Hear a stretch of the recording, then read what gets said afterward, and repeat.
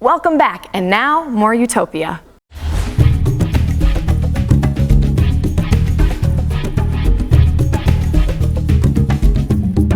If you want deep powder skiing, a 5 or 6 or 7 inch snowstorm really doesn't cut it.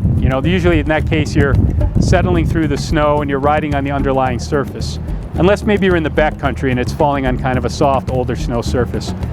On the other hand, if you get a really big storm, people get excited when it's going to snow 40 or 50 inches. And I always think that's no good. Let's spread it out over a week or two. Because that kind of snowfall causes all kinds of avalanche problems. The resorts have a hard time getting terrain open. It's kind of a problem. Jim has labeled the perfect storm snowfall for skiing and snowboarding a Goldilocks storm. This is a storm that drops 12 to 20 inches. He believes, not just from study, but from repeated field tests, that it is the sweet spot for deep powder skiing. And this sweet spot is hit most frequently in the Cottonwood Canyons. The Cottonwood Canyons are in this island of high topography. It's the largest, broadest region of high terrain in the entire Wasatch Range. If you go to the northern Wasatch, where Snow Basin is, the mountains there get up to about 9,500 feet, but not a lot higher. When you come down here into the Cottonwood Canyon area, southeast of Salt Lake City, then you have a whole host of mountains that are up over 11,000 feet. And the mountains are also very wide there, so it's also the widest portion of the Wasatch. So the Cottonwoods see the largest diversity of storms anywhere in the Wasatch, and that's why they get 500 inches of snow a year. The snow in the Cottonwood Canyons is sometimes referred to as champagne powder.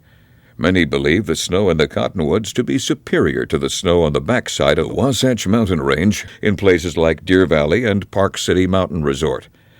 This expert has a different take. So I don't think that the snow in Park City is dramatically different than it is in Alta in terms of its composition or what it's like or what its water content is, but the Cottonwoods get a lot more snowfall, and that's why the skiing's better.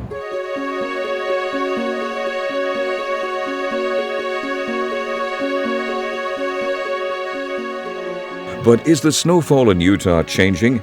In 2014 to 15, northern Utah had a record-setting warm and dry winter season, recording the least amount of precipitation and the highest average daily temperatures from any winter season on record. Warmer temperatures mean more winter precipitation falls as rain rather than snow. This decreases the amount of melting snowpack in the spring and summer, a time when water is needed most. A recent report from hydrologists and climate scientists estimates that for every 1 degree increase in temperature, annual watershed from mountain snowpack could drop almost 4%. One thing we know today, compared to say 50 or 100 years ago, is the climate is definitely warmer today than it was 50 or 100 years ago. And in the state of Utah, I'd say it's about 2 degrees Fahrenheit warmer now than it was at the beginning of the 20th century. So we're in a warmer climate. For Utah skiers, the good news is that a lot of the terrain we ski is quite high, upper elevation. Wintertime climate is relatively cool. So we haven't seen a lot of loss or basically been able to document loss in our upper elevation snowpack. It does appear that the low elevation snowpack, when we get down below, say about 6,000 feet, that there have been some losses, that we're seeing a little more precipitation during the winter falling as rain instead of snow.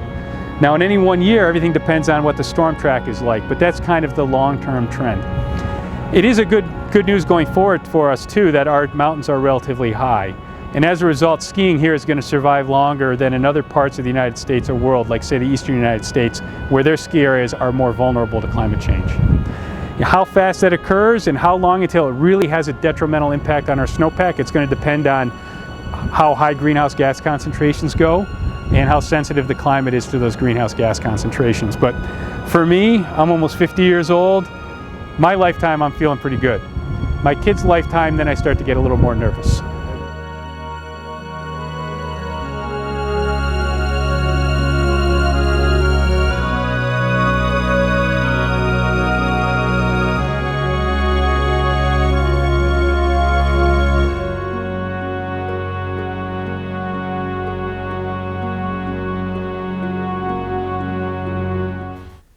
In conclusion, Utah does have the greatest snow on Earth, or at least in the States, but only in relation to skiing and snowboarding.